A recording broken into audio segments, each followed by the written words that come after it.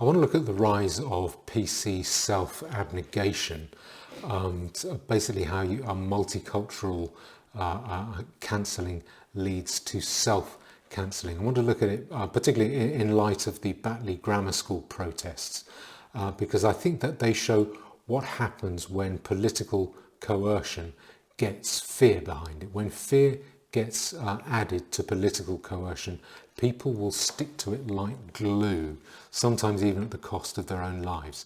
And I want to look at this also to compare this, or if you want to know where this is headed, look at the Stalinist show trials and the grovelling at those show trials, and Henry VIII's show trials and the grovelling that happened there.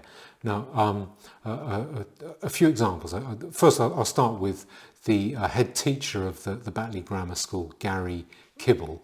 Immediately, as soon as this comes to light, this teacher is suspended. He's got out of the way. And this head teacher, Gary Kibble, he comes out with this well, I can only call it a grovelling apology. The school unequivocally apologises for using a totally inappropriate image in a recent religious studies lesson. It should not have been used. A member of staff has also relayed their most sincere apologies. We have immediately withdrawn teaching on this part of the course, and we are reviewing how we go forward with the support of all our communities represented in our school. Now, this is basically showing a supposedly blasphemous picture of Muhammad in a lesson about blasphemy against Muhammad, and apparently in a format that was authorised by the local education authorities. So, well, so he's come out with that very inauthentic sounding apology. It sounds to me like the language of a show trial, a Stalinist show trial confession, the rote compliance with it. Now, that's pretty abject behaviour, it seems to me.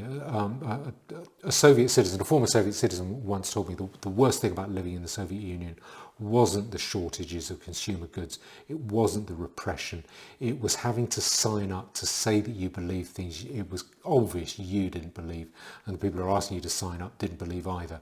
And the moral degradation of that was the worst thing. I don't think Gary Kibble is ever going to get over that kind of well, I call it rote compliance that he displayed there.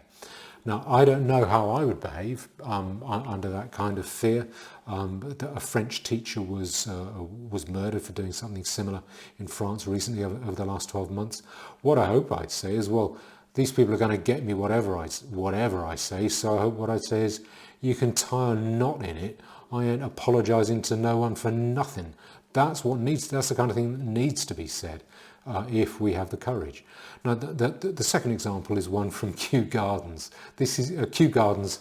In case you've never been there, Kew Gardens has for centuries collected plants or samples of plants and fungus from around the world. You'd think this was a good thing during apparently the whatever number great extinction it is that we're facing, but no, it's not multicultural enough. So the Kew Gardens have issued their Manifesto for Change, basically their PC multiculturalist guide, and it says we will move quickly to, quotes, decolonize our collections, re-examining them. We're talking about plants and fungus here, re-examining them to acknowledge and address any exploitative or racist legacies and develop new narratives around them. Okay, so you see that bit of fungus, that bit of lichen. Well, there's an anti-racist narrative around it.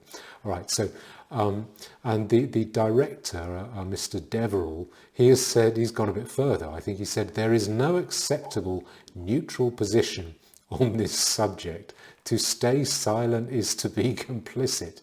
Each of us needs to step up to tackle injustices in our society and our organisations. So you do not have the right to be left alone. This is like, to my eye, this is like Stalinist confession material, or what happened, or the treatment of Sir Thomas More by Henry VIII. You have no right to be left alone. If you are silent, you are guilty. And if you want to see how far this self-degradation can go, you only have to look at the sad case. I think actually a kind of a pathetic case, but a very sad case about a medical technician, Roy Moore, in 2010. He worked at a factory that made prosthetic limbs, basically a wooden leg factory. That's where he works. And he's been there 30 years, doing his job for 30 years. And he's got a mate there who's black. They're good pals. That fella, the black guy, is mates with Roy Moore's wife as well. And so they're standing there, they see immigration officials roaming around in the street outside, and Roy Moore says to his black mate, "Hey Fred, you better hide." Okay, that's a joke. And Fred laughs at it, and nothing more is said, except someone overhears it. Some creep then goes and reports Roy Moore to the authorities for having made a racist joke.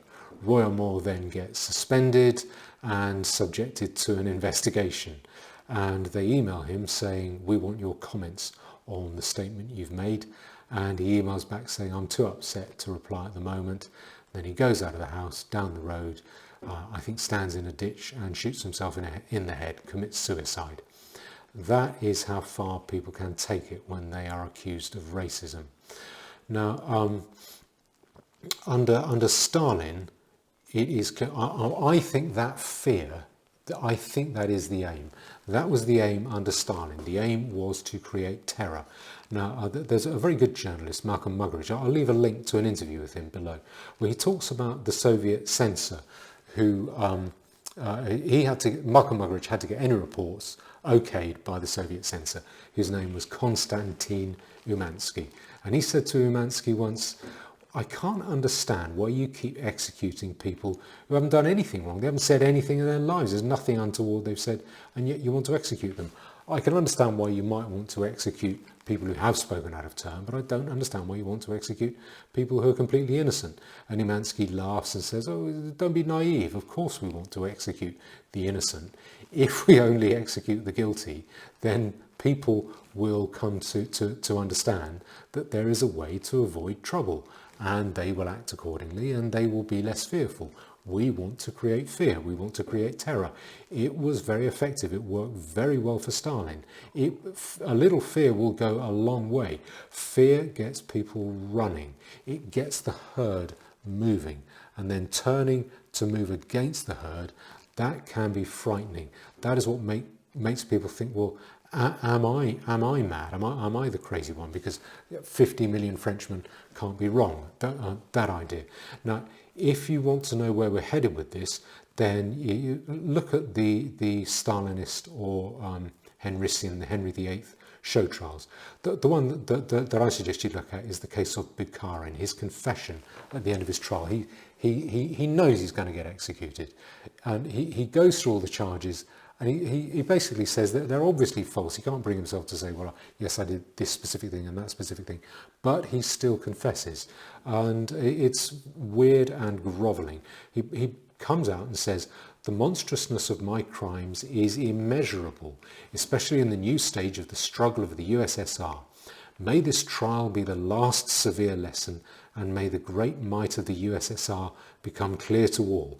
Let it be clear to all that the counter-revolutionary thesis of the national limitedness of the USSR has remained suspended in the air like a wretched rag. Everyone perceives the wise leadership of the country that is ensured by Stalin."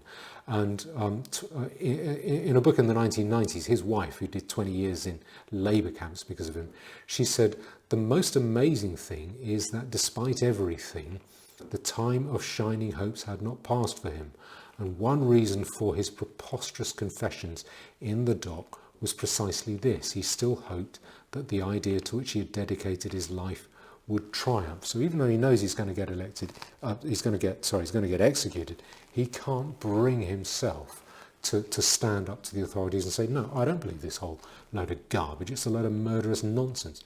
He goes along with it, and that's the nature of indoctrination. We saw it with our own English monster Henry VIII when he turned on his own Wolsey and Cromwell, especially with Cromwell. Cromwell is on the scaffold. He knows he's going to get executed. He knows what Henry VIII's like. He knows what's going to happen. And he said that, "I confess that like as God by his Holy Spirit doth instruct us in the truth, so the devil is ready to seduce us, and I have been seduced. There is no hope in salvation. So that's a pretty grovelling apology. People will cancel themselves rather than go against unanimity backed by fear. And our current authorities, they know that, they understand that. I think they are doing what Stalin and Henry VIII did. They both were rumoured to have watched those show trials from behind a curtain. One account is that Henry VIII watched Thomas More's sentencing from a balcony, overseeing that courtroom from behind a curtain, making it clear that everyone saw him. And similarly with Stalin at the Moscow show trials, the rumour was that as the sentences were being pronounced, you could see a lone figure standing, watching from the gallery, from behind a curtain, and then he lit a match and lit his pipe and then walked away. It could only have been Stalin, if that rumour is true. And that is the image of what our authorities are doing. Now, they are standing behind the curtain, letting the fear do its work. Now, for instance, two people, Gavin Williamson, he is the Education Secretary, and Nick Thomas Simmons, he is the Shadow Home Secretary. Gavin Williamson, as you probably know, he is a politician who loves the camera. He loves to come out and address the camera in ringing terms. He hasn't addressed them. It's reported that he has condemned the Batley school protest. No, he hasn't. His department, the Department for Education, has put forward a very carefully worded, to my eye, meaningless statement that effectively says these protests can carry on, whilst appearing to disapprove of them. What that statement says is we encourage dialogue between parents and schools when issues emerge. Well, you know what that means, dialogue between parents and schools. However, the nature of protest we have seen, including issuing threats and in violation of coronavirus restrictions, are completely unacceptable and must be brought to an end. So basically, it's the fact that you've issued threats, you threaten to kill someone, and you threaten to kill someone in violation of coronavirus restrictions. That is a nod and a wink. You carry on with these protests. You put people in fear for their careers, in fear for their futures. And if you want to hear what ectoplasm sounds like, then you listen to the Shadow Home Secretary, Nick Thomas Simmons. I'll leave a link below to the short interview with him on Sky News. Listen to his response to this question. So, do you think that suspending the teacher was the right thing to do? Look, I think the school has acted. That has now obviously taken place. That action has happened. So, I mean, so basically, yeah, he thinks it's okay that teacher was suspended. You can conclude that. This isn't weakness by the politicians. This is calculated. It is cynical opportunism. These protests and intimidation, they're good. Politicians like them because they spread fear.